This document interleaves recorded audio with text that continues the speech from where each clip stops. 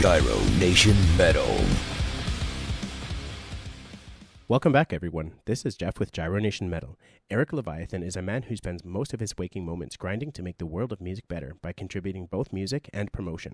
Erik is a member of SelfMardeRecords, L.L.C, who is closely tied with Erik Records, and he is also a member of Misanthropik Torment, a black death metal duo based out of Kentucky, who just released 2 albums this year, Ecdysis and Declaration of War, released on February 14th and August 28th, respectively. Today we dive into the promotional side of things and touch a little on his musical projects. Erik, I want to thank you for joining me today. I appreciate your time and this opportunity. Hey, I appreciate you even having me on. Man, anytime.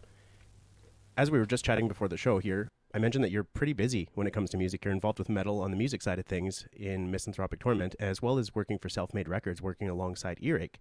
Before we jump into your involvement, where did your journey in metal start, and when was it that you decided to make a living out of music?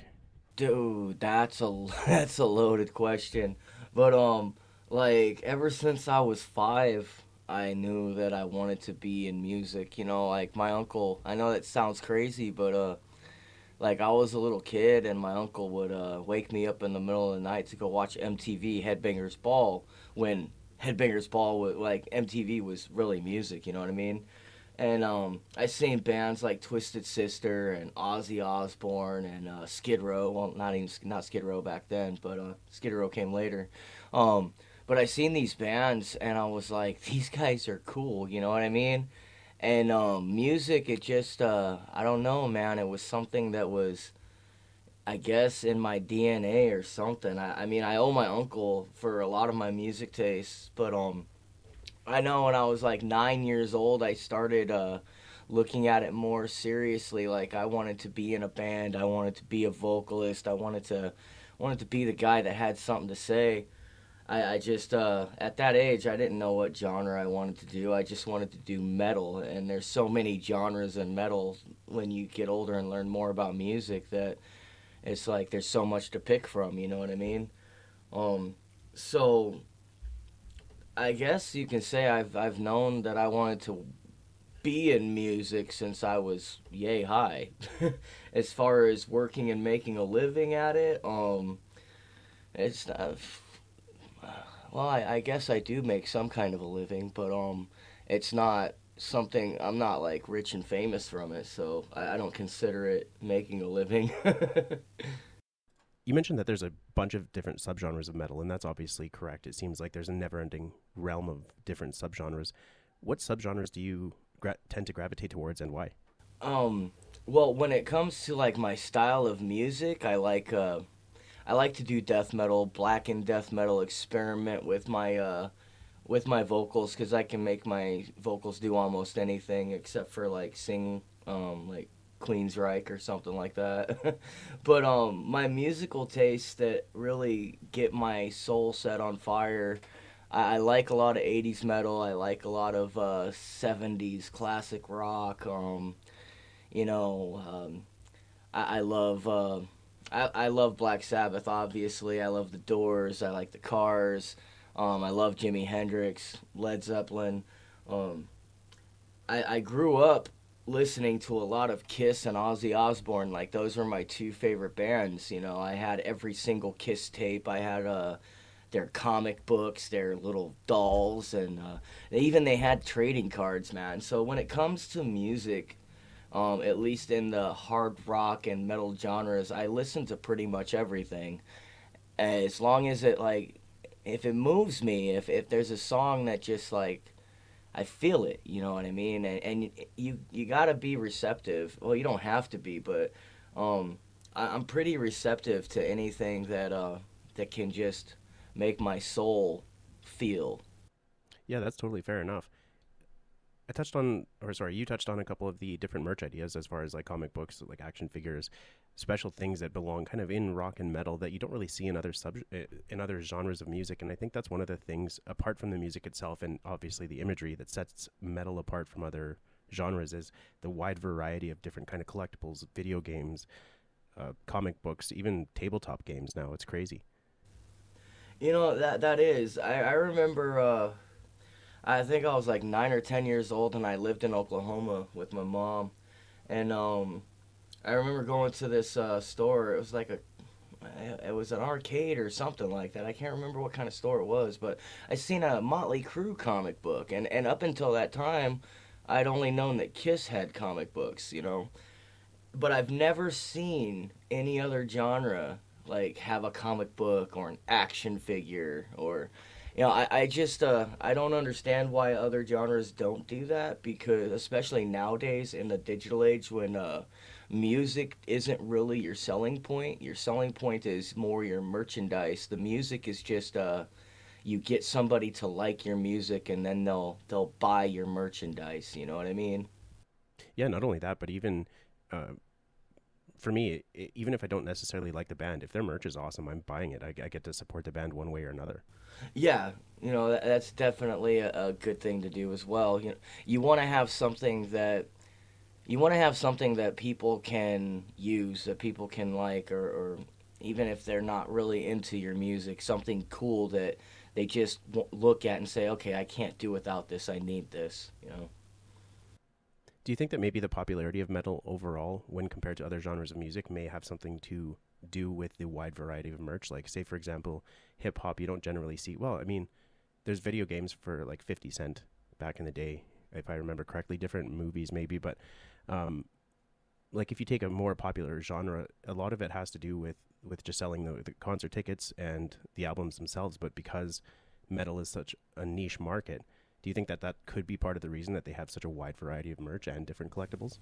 I think, in my opinion, and it's not just because I work in metal, but I think that metal is one of the most loyal fan base genres out there, and if you can market yourself correctly and direct your music towards your fans, they will buy anything you put out to support you. Because here's the thing, not only is metal with the most loyal fans, but it is also one of the hardest genres out there. You know, it is definitely the hardest genre to produce, to mix, master, to create, to find people who are like-minded to put that work into. Whereas other genres, it's, you know, it's really simple for them to lay down a beat and do what they do. And I'm not trying to take away from other artists and what they do. You know, I'm just trying to say that because metal is so right there, it's like that is a lifestyle for both the artist and the fans. So I think that goes a lot into it. And I think with metal too, you have to be a little bit more intimately knowledgeable about your instruments and what you can do vocally, if that makes sense. Yes, most definitely. You know, as I said, there's a lot of different genres of metal, and there's a lot of other things, but vocally, it can be like you're spitting razor blades, you know. And there's some hip hop or rap bands that or groups, I would say, like back in the early '90s, you had Bone Thugs and Harmony, and they were really fast. They talked really fast, you know what I mean? But when it comes to the actual instrumentation, I mean, it's all keyboards, man. You know what I mean? It's just a beat. It's not somebody sweating up on stage, putting out a bunch of energy for the crowd to hear and feel and people to jump around to. So, again, not talking badly about other genres. It's just, I think that this is a more complex genre. It's a more intimate genre. It's a more putting your soul through your instrumentation and your vocals, your body. You know, your body is an instrument if you're a vocalist. Whereas most other genres, they're just talking, and you know, they might have something to say, cool, but it's just that. It's what you and I are right here doing, and I don't feel it takes much effort. Yeah, exactly. Earlier you touched on, just briefly there, music promotion and being involved with SelfMardeRecords. So how did you get into music promotion, and what was the reason for that? Oh man, I might get in trouble here. The reason that I started working in a label is because when I got out, I came out here and I started working in music. I had a little setback in my life. I don't want to get too much into that, but I had a setback in my life that sent me to prison for a while, and life was a lot different then. And when I got out, I started working in my band to get things going, because that's really all I've ever wanted to do my whole life. And as I started learning about Facebook and all these groups and all these promotion companies, I also started learning how a lot of these people are ripping people off and all that. I wasted thousands of dollars on Facebook groups that claim to have connections into the industry. And the only thing that ever transpired was I was invited to a Facebook group that was free, you know. I got put in some webzines that I got put into myself for free, you know. So I got tired of spending my hard-earned money to be ripped off and get nowhere. So I started doing my research, and I started contacting bigger labels. I just went straight to the labels themselves, and you know, some of them blew me off. Some of them wouldn't even give me the time of day to even answer. But you know, some did, and I made some pretty cool connections, and then I learned how to put stuff together myself and be able to do things myself. And at first it was just a vehicle to promote my own music and my own band. And I started blowing up a little bit, and I guess some other bands saw what I was doing, and they saw that I ran a label, and they wanted me to take them on. And I was like, all right, you know, I'll try this out, and it's working, you know what I mean? That's pretty much why my label exists, is because I got tired of being ripped off, and now I'm able to take bands away from people who want to do the same things that they did to me. I'm able to take them and direct them directly to somebody that's bigger than me by just being associated with them. I just want to make it clear, I don't work for Erik Records. My company uses Erik Records digital distribution, which also opens the doors for their marketing services. I mean, we pay for those, so it's not like I'm on their payroll or anything. But like, if people are looking for label help, then I can get that for them. It's not an issue. So you mentioned that Self-Made basically works with the digital distribution of Erik. So how does that work in layman's terms? Like, I'm not quite familiar with the way that dynamic would work. Obviously, like, you have the connections and stuff like that. You have your own bands on like your specific label, but what is that relationship like? Basically, in my contract, I say that all artists will use Erik digital distribution.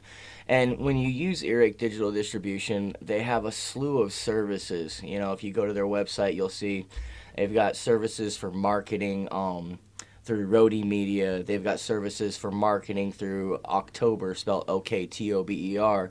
Then they've got mixing and mastering services and all that good stuff. Well, when you use EDD, which is Erik Digital Distribution, you get access to those services. Now, they do cost money, you know what I mean? Like I said, my label has to pay them for those services, just like if the artist wanted to use them, they would have to pay them to use those. So, I mean, I've got that at my disposal, and I've got thousands of contacts within the industry that allow me to promote my bands and get them on a higher platform. But, I mean, the relationship with Erik and Self-Made, it's not like we're a sister company. It's not like we are, like, we're not combined with Erik. We just use their services. Okay, that makes more sense. So when you were learning how to manage different bands and promote their music, what were some of the biggest challenges you faced in terms of learning new skills? One of the biggest issues that I had was, number one, being patient. Number two, not biting off more than I could chew.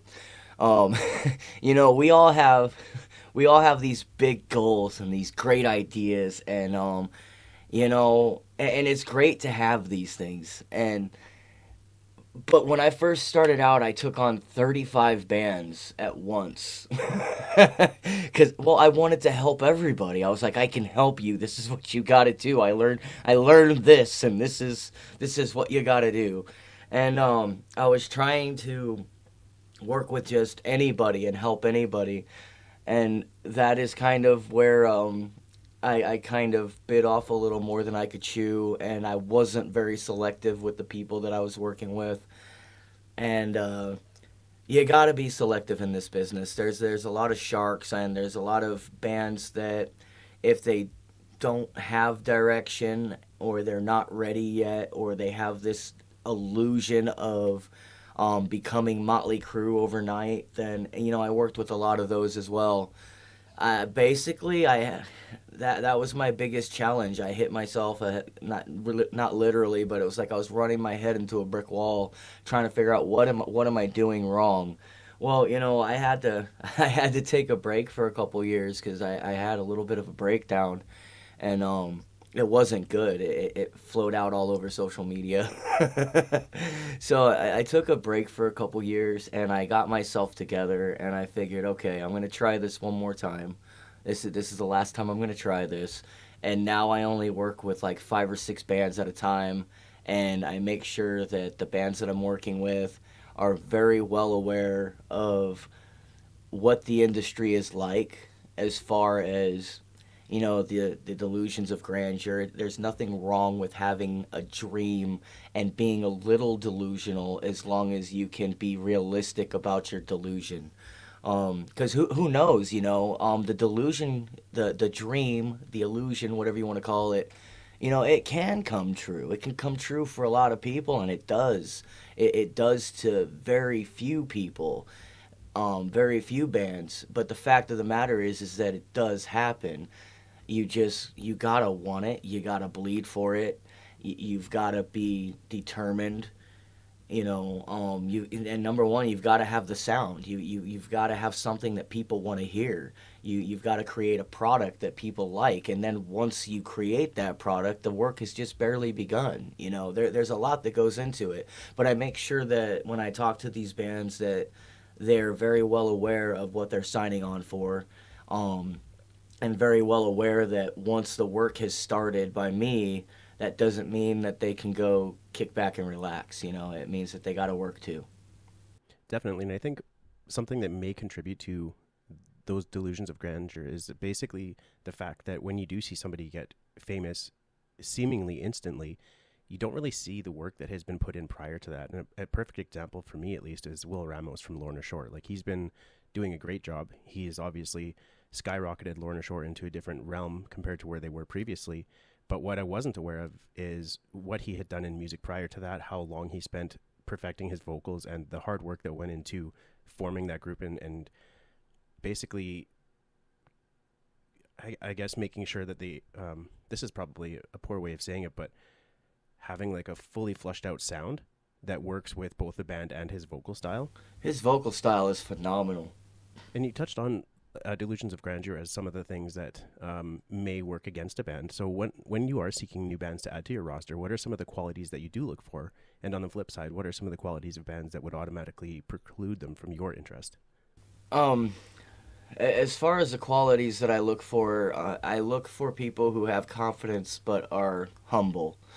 I look for people who want to tour. That I work with quite a few different types of artists. There are some who are just solo artists who want to get their music heard, and I can do that for them. That's easy. It's not an issue. But when it comes to actually signing on to the company, and if they really want to go the distance, number one, there's specific key factors that they have to have. They have to have been together at least for more than a year.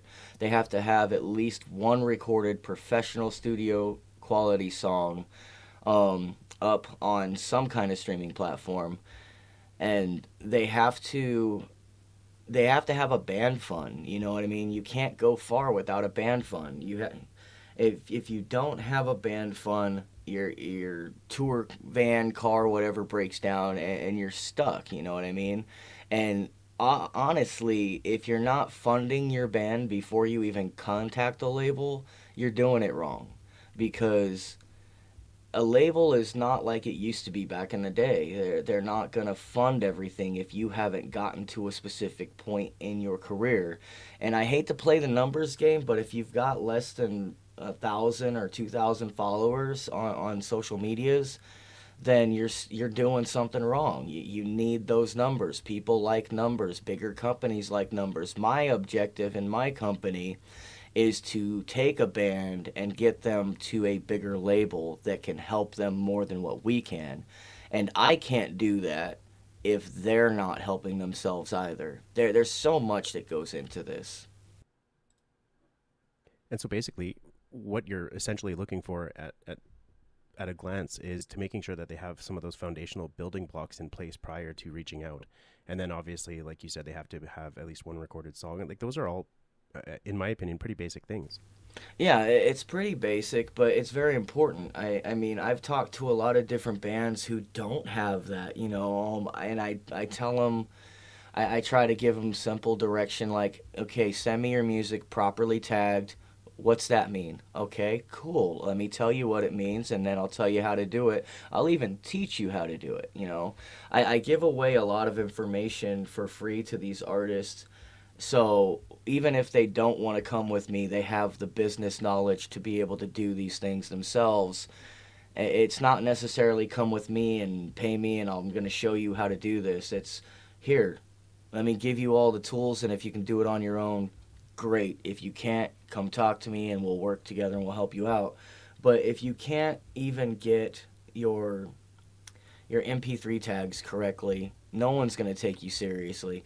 If you can't embed your ISRC codes into your music is not going to be scanned by a Soundcast or a Luminate, every time it's played, so you don't get any chart registration.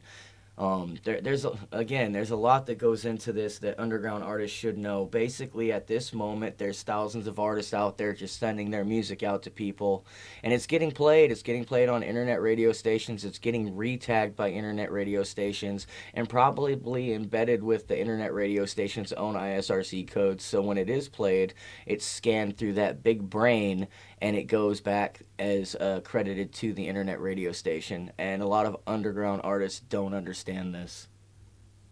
That's really interesting. I've never heard of an ISRC code. What is that? Oh, it's an international song recording code. Okay. And so, like you said, if it's not attributed to that song specifically going back to that band, whichever radio station is happening to or radio station or internet radio station is happening to play it, the credit would essentially go to them as far as like a play goes. Yes, essentially. And some of these internet radio stations can make money if they have a license to play the music. You gotta have a blanket license, and you also have to, as an artist, you have to have your song with the ISRC code and the UPC code registered through Luminate, formerly known as SoundScan. If you don't have these things, you're not getting credit. Somebody else can and will get credit for your music. And now, I don't mean credit for the production and all that. I mean credit for the song being played. Mm-hmm. So is there any recourse as far as, like, say a band does amass, say, 1 million plays on this one song, but it happens to be through a radio station and they don't have that ISRC code implemented? Is there any recourse for the band to be able to correct that, or is that pretty much a lost cause at that point? You can correct it. All you have to do, all right, so if you use a distributor, say the band uses DistroKid, TuneCore, CD Baby, or they use Earache Digital Distribution. I recommend everybody use Earache Digital Distribution, and because they come with actual label services, you know, they can help your career. But they give you an ISRC code unless you register through the US ISRC, which I have because I'm a label. I can create my own ISRC codes. If you're not there yet, it's cool. Just use one of these digital distribution companies. They'll give you an ISRC code and they'll give you the UPC code. Then you'll want to embed your ISRC code into your WAV file, and you'll also want to embed the ISRC code and the UPC code into your MP3. And you can do that simply by downloading ISRC editor, and that's for free, and the MP3 tag, and that is also for free. I have those both downloaded. So once you do that, you'll register your songs through Luminate, which was formerly known as SoundScan. And once they're registered, they belong to you. They are now registered because you've put all your information in there. You've registered it through the right company. And it's free to register your music. You don't have to worry about that. If you want to create your own ISRC codes and you want to do it where it's yours completely and not linked to any other distribution company, except for when you use the distribution company, you just go to USIRC and you pay them $95 and it gives you 100,000 ISRC codes a year for free. You just got to create them and learn how to do that. But once you do all that, then your music is played, and then you're getting credit. See, what a lot of people don't understand is what I call it the big brain, because that's the only way that I can think to call it this. There's this big brain that is constantly scanning music all day long, from FM radio to AM to internet radio stations that have actually done the right thing and got their license to be able to broadcast music. So whenever an artist is played, it gets scanned, and people are probably scratching their head wondering, well, why do I care about this? Well, if you're trying to reach any kind of chart level, and you're trying to go beyond the underground and playing in dive bars to get to a higher level, or trying to get on big shows with bigger names, or a bigger label to look at you, or anybody who's serious in the industry, you're gonna need chart placement. If you don't have chart placement, nobody's gonna care about you. So it's my job to basically direct these artists and sometimes do this for them, to get these things all in order, so that, you know, if they have great music and they've got fans who are listening and people who are just constantly wanting to stream their music, even if you go through TuneCore or DistroKid, they don't register your music. All they do is they put it up and it's played, and yes, you'll get paid for your streams, but you're not going to get chart placement because they don't register your music through Luminate. That's really interesting. I had no idea about any of that stuff. With things like radio play and the USRC code, or sorry, the ISR, ISRC. ISRC. Is it similar with streaming services, say Spotify, YouTube, Apple Music? Is that all ingrained into that code as well? Are those plays considered part of the total? Yes. I mean, if you get, I think, I can't remember the exact number, but it's like almost 1 million plays off of one song or one album, it is considered to be an album bot. It takes a lot of streams, man. You get paid like 0.1 cents on the dollar. It's not even a full penny, it's half a penny. But yeah, it's ridiculous. Every time your song is played, it is recorded as long as you register your song. Using a digital distribution service is not enough to get your song to be able to be scanned through that big brain. Once you have everything up, and then because all these streaming services will provide you with ISRC codes and UPC codes, okay? But at the end of that part, when you get those from them, you still have work to do. You have to go to the site and then type in your ISRC code there and register it. Then it'll start getting scanned by that big brain. Right now, as it stands, there's thousands of artists out there who are making money still. They're making money off their streams, still maybe $25 a month, if that, if they're being streamed a lot. And that's fine for most artists, but if they want that brain to scan it so that they can reach a chart, or you know what I mean, if they're getting lots of streams, if they can reach the charts or be considered for chart placement, it has to be registered. Interesting. It doesn't seem that complicated, but if you don't know the steps, you're obviously going to overlook something that is quite easy to do. And that's where I come in. You know, I'm that guy. I'm the guy that knows a little bit of everything that doesn't mean much until you figure it out. You touched a little bit earlier on your own experience as a musician, as well as recognizing that there are a lot of sharks out there and people who don't do the right thing. And you also said that you offer a lot of information for free. So correct me if I'm wrong here, but I think that's the reason that you do that is because you've gone through shit in your own experience that you don't want people in the future to have to experience the same thing. Yeah, I'm a weird guy. I'm a misanthrope with a heart. I basically, I want to be the guy that wasn't there for me, you know. And I feel like I've been through enough shit in my life that and I've done enough shit in my life that if I can just like it's be that guy that wasn't there for me for somebody else, it's just good karma, you know what I mean? It's good to help people in an area that they can't help themselves. And honestly, it's a vendetta for me to put a lot of these scam artists out of business. I figure if I give everybody the information that these people are using to, forgive my terminology here, but rape their wallets, then I feel like if I give enough people this information, enough artists, it will circulate. And these artists won't need to rely on some internet scam company who is basically putting artists in webzines that they could get into for free had the artist even just known about it. Knowledge is key here, man. And it's just, it's ridiculous to me for somebody to charge somebody $350 to $500 for somebody to send out an email blast and then get a couple reviews and placement in a couple webzines that if you just contacted them yourself, that they would have done it for free for you, and you could have put that money into your music, into something that could have helped your career. I'm just going to say this, you know, if there's any artists out there listening and somebody asks you to pay them for a review,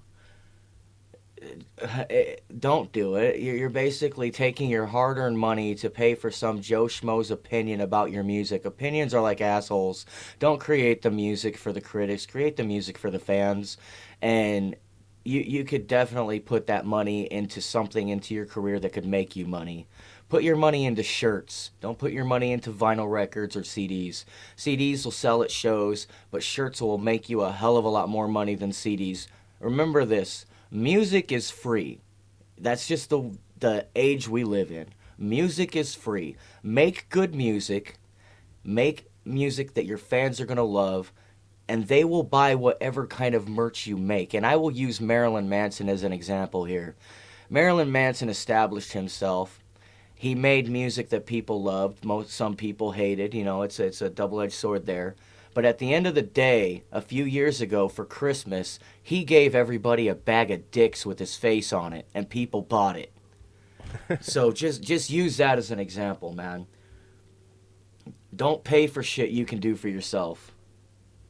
I feel like with the sheer scale of the internet nowadays, with all the social media sites, with all the metal sites that you have out there, you don't even have to reach out necessarily. It seems like a lot of people are doing their own I guess pseudo reviews as well, and putting their own ratings out there, even without having like a professional writing background, if that makes sense. Yeah, and that's the thing, man. You've got these guys, and it's cool that you have this. Okay, there's a lot of great review teams out there that are doing things just for the love of metal, and they'll review what they like, and that's cool. That's the best review to get, is somebody who's going to review something that they want to review because they like it. They're a fan, you know.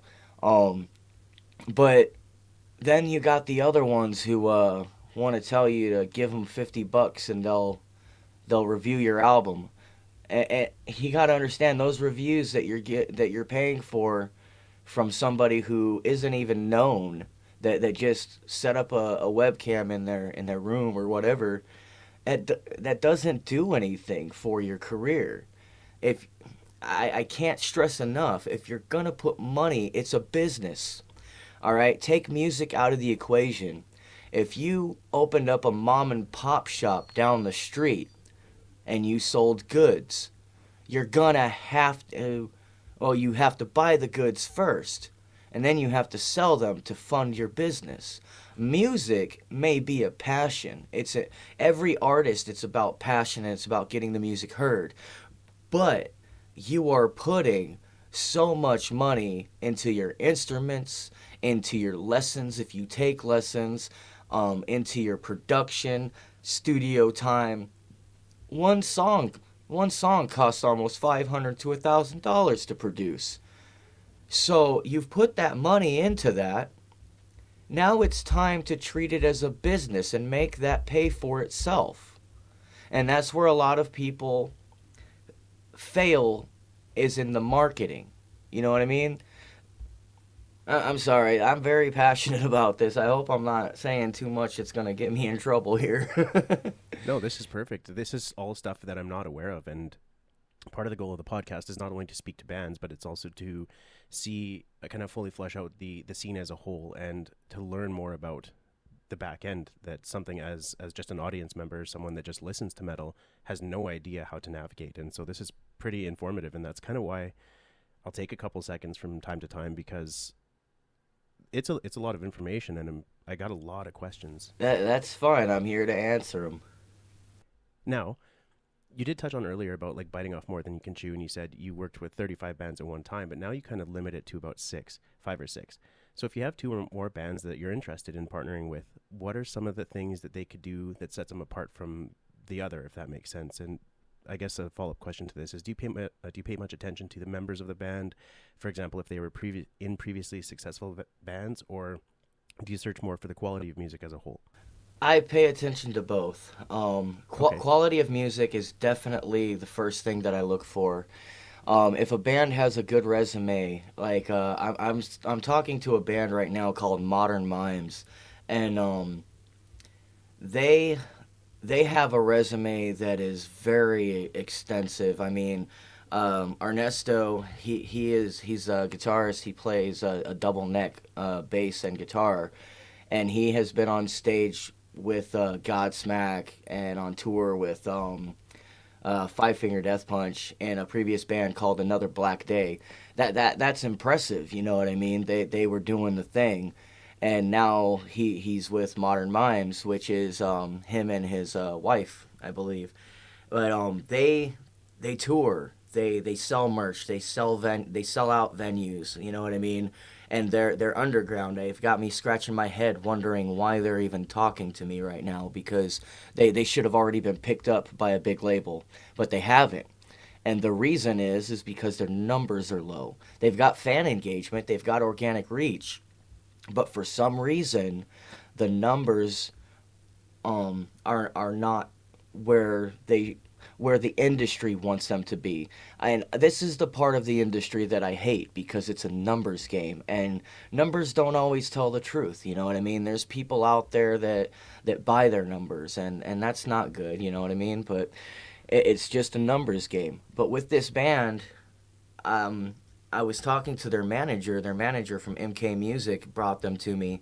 And at that time, I was like, I don't really want to take on another band. I was actually just looking for somebody to help me book some of the bands that I had. But when he gave me their resume, I was like, okay, all right, cool. I want to work with this band, because not only do they have the sound that for their genre that people are liking, they have the attitude and being humble. I believe this band has exactly what it takes, and I would use them as an example for what I would look for. It's a band that wants to tour, not weekend warrior, but they really want to tour. They want to go on the road. They've sold out venues. They make between $700 and $1,000 a night. Venues love them. Venues want them to come back, and the stage presence is there. You can have great music, okay, but if you're just standing there stiff as a board, you're not entertaining anybody. Nobody wants to go to a show to just hear music. People want to go to a show to feel the music, to feel the energy, and they want to feel that the artists believe what they're saying, not just through the music, but through the instruments as well. And if you can't produce great music with a great stage presence, and with a humble attitude, but also the attitude that says, here I am, and you're gonna listen, then I can't do anything with that. I mean, I can coach anybody to tell them what they need to do, but if you're not at that level, I don't really want to mess with it, because it's going to be a waste of my time, it's going to be a waste of their time, and it's going to also be a waste of their money, because you can throw money at anything, almost anything in the world, and make it work, but you can't do that in music. You can have $1 million and throw $1 million at the industry and not have what it takes, and just be $1 million less richer. You know what I mean? Mm-hmm.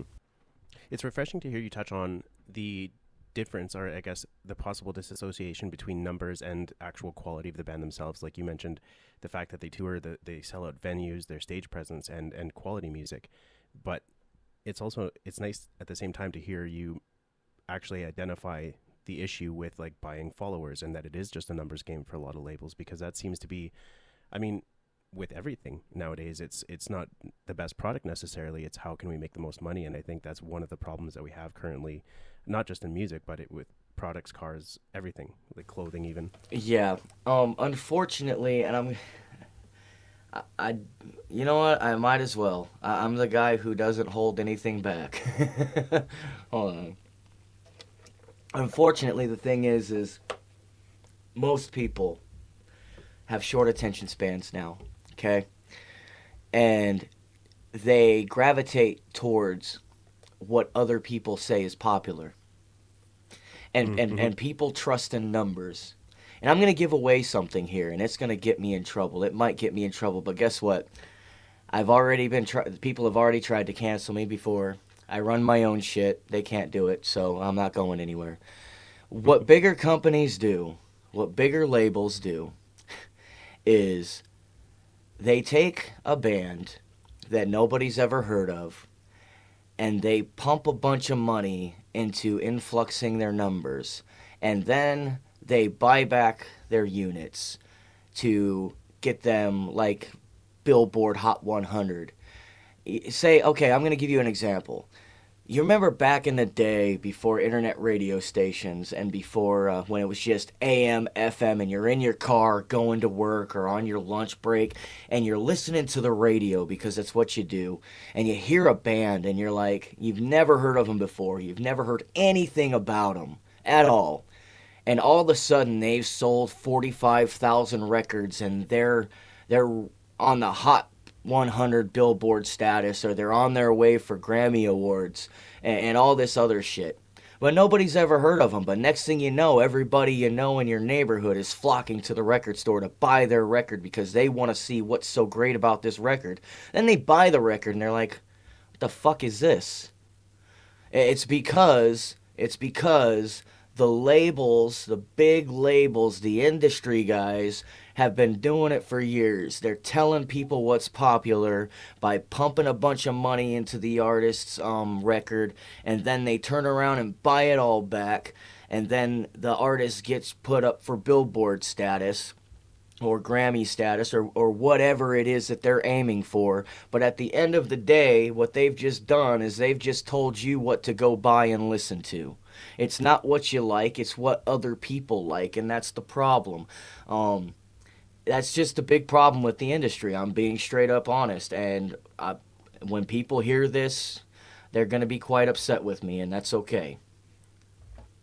Well, I think it's realistic to take a look at that as well, because it's a parallel here, but I think it's relevant as well when we both talk about having bands buying their followers, say for example on Instagram or on Spotify. I'm not really sure how that side of things works, but it's artificially inflating the popularity so that they seem more desirable than they actually are. And that's not always the case necessarily, but I can see it being quite similar in that regard. Well, yeah, and the only difference there is Spotify and these other companies, if you're caught using bot services, they will remove your music and they will strike you from being able to use their services again. But oh, that's good. But the thing is it's targeted towards underground artists. It's targeted towards less famous people.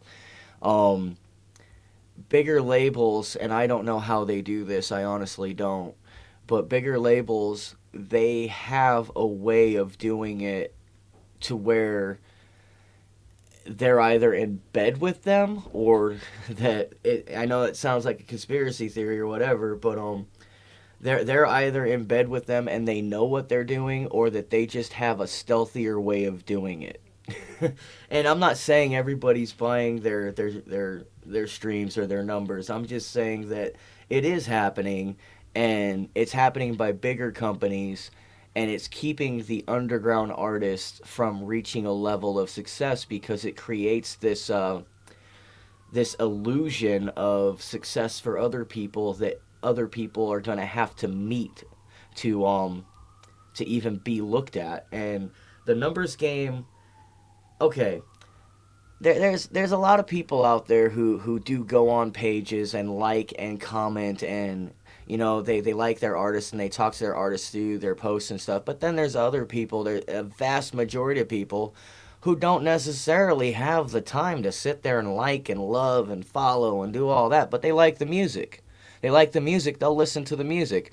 But when it comes to the social media shit, they're just like, whatever, man. You know what I mean? A lot of fans don't understand the necessity for liking and following. And I don't expect somebody who's got a 9-to-5 job with a wife and kids and has maybe an hour out of their day to listen to some music, and that's broken up in between errands, to sit there on Facebook and like and love and subscribe and go to YouTube, like, comment, and who's got the time to do all that?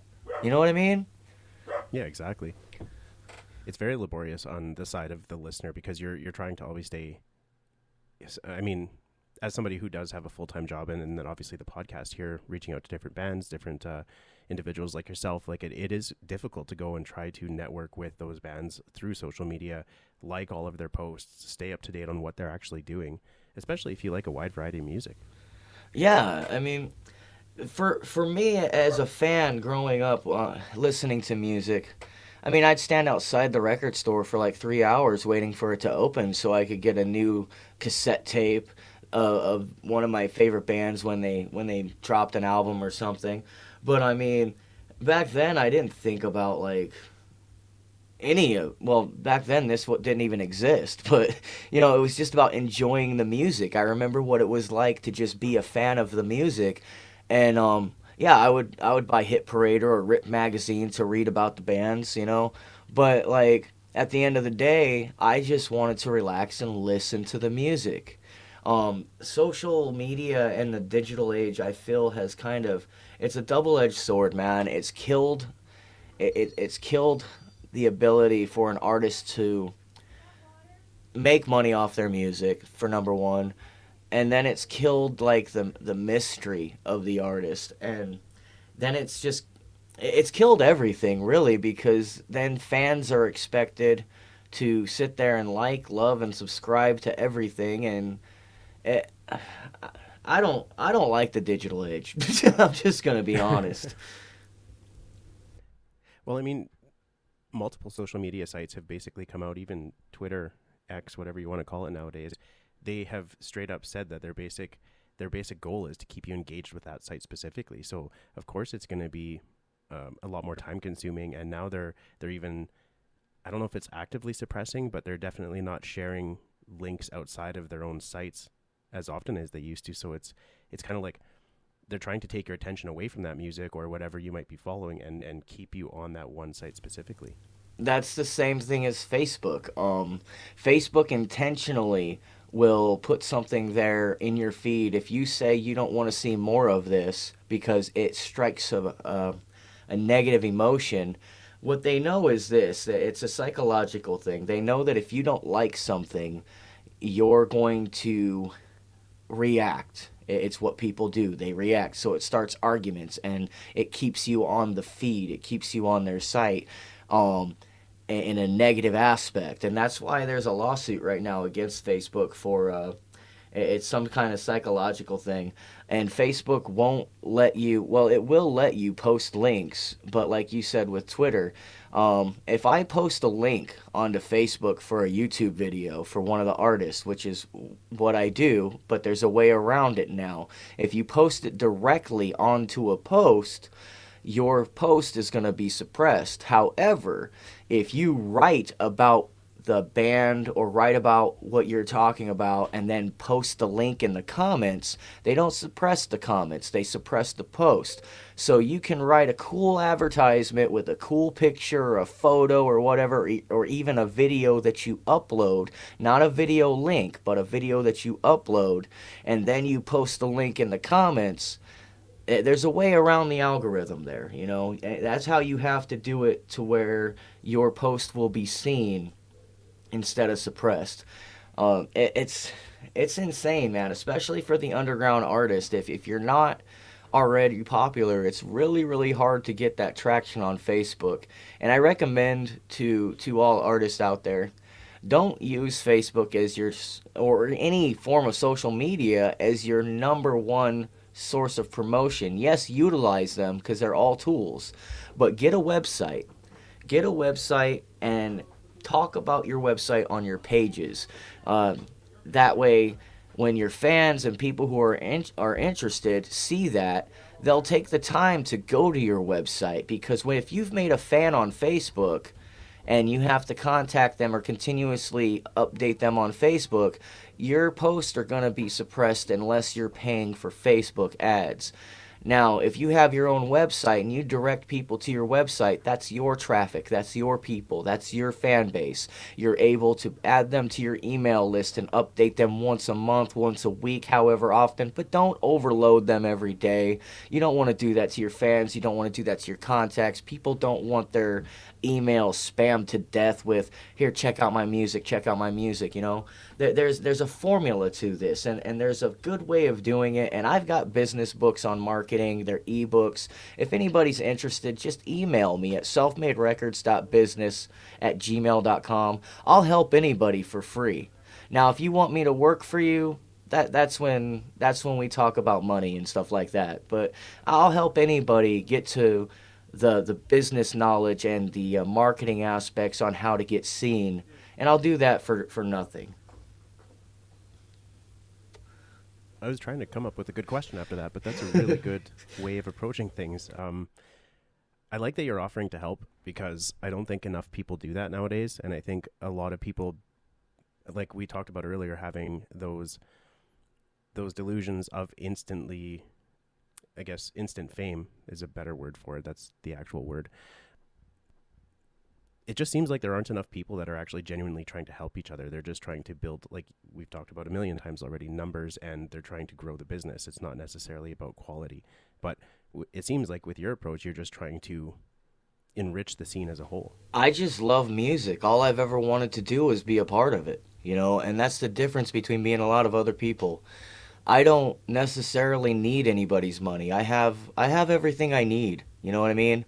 But at the same time, a lot of what I do when it comes to getting big things done, that does cost money.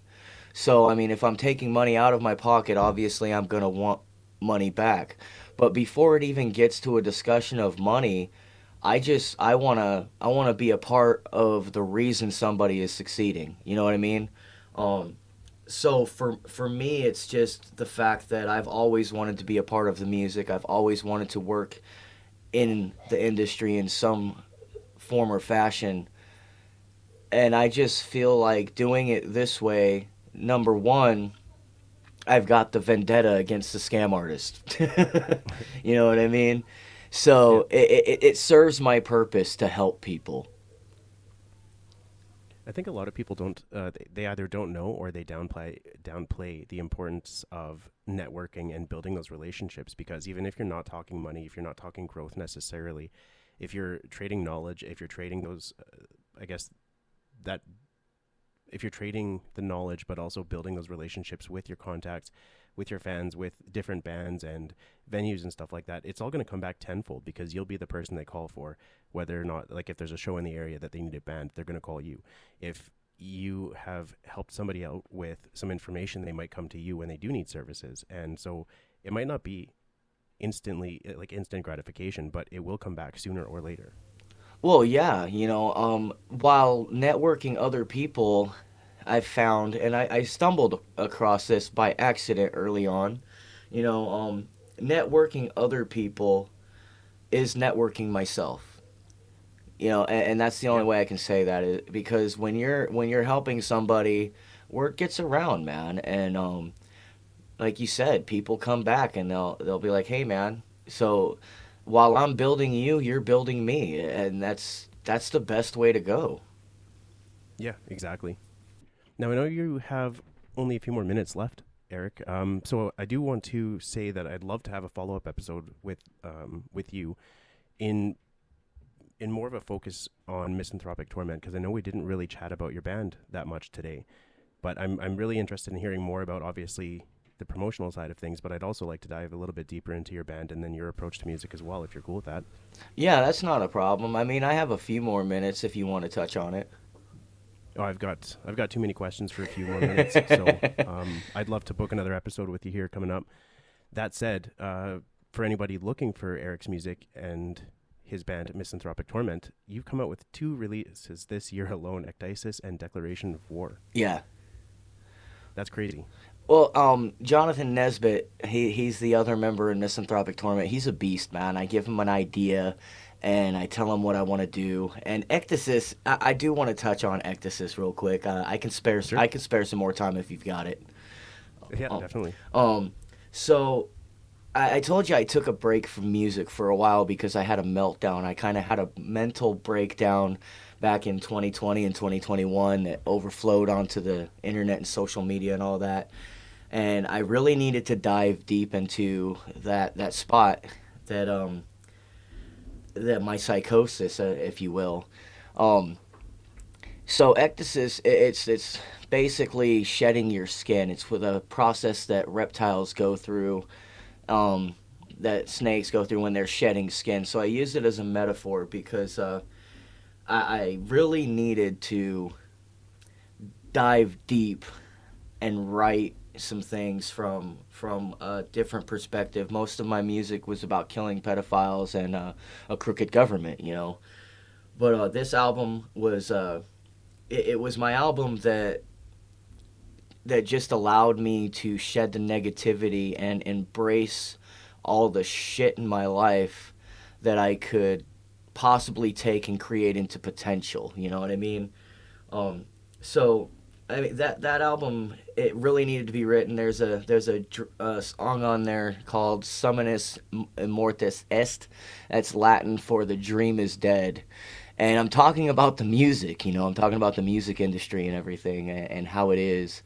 But yeah, I mean, Jonathan Nesbitt, he put together some really good instrumentals. I mix and master everything, so it's not like my quality of recording has gotten a lot better than what it was before. There's a lot of music that I've tore down off of YouTube that I put up in my early days because I feel like I just sounded like a dying cat at that time. But for being a death metal guy and somebody who does death metal, I like to separate myself from the herd while a lot of other people are singing about entrails and torturous, torturing people and fecal matter and all that other stuff. I like to try and put some meaning into my music, and I'm not dogging anybody who is into the horror movie theme type music, because I love Cannibal Corpse. You know, I love all these bands. I myself I feel like I've lived an interesting life, and when I tell people about the life that I've lived and experiences, a lot of people, it's really kind of intense. You know, people are like, wow, you know, I don't think you're telling the truth, you know. But I assure you that my life has been pretty interesting, and I put it out through my music. As far as self-made records go, where is the best place for prospective clients to reach out to you or find the information? They can go on to Facebook and then click on my website, and all the information will be on my website. If you want to find out the bands that we represent, we have a Bandcamp. They're also on my website, as well as Facebook, Twitter. I even have a TikTok. TikTok is, it's TikTok. It's TikTok. But yeah, I mean, you can Google Self-Made Records L.L.C. or you can Google Misanthropik Torment. If you Google Misanthropik Torment, make sure you spell it with an I-K at the end, not an I-C. You'll find out anything you want to know about me. I'm all over the place. Awesome. Well, Erik, I want to thank you again for your time today, and I look forward to chatting with you again here in the future. Thanks for having me on. I appreciate it. Thank you for tuning in, and we will see you next time on Giro Nation Metal. Please don't forget to like, share, and subscribe. The podcast can be found on Twitter, Instagram, and Facebook. If you would like to support this podcast, please consider checking out my Patreon. Thank you.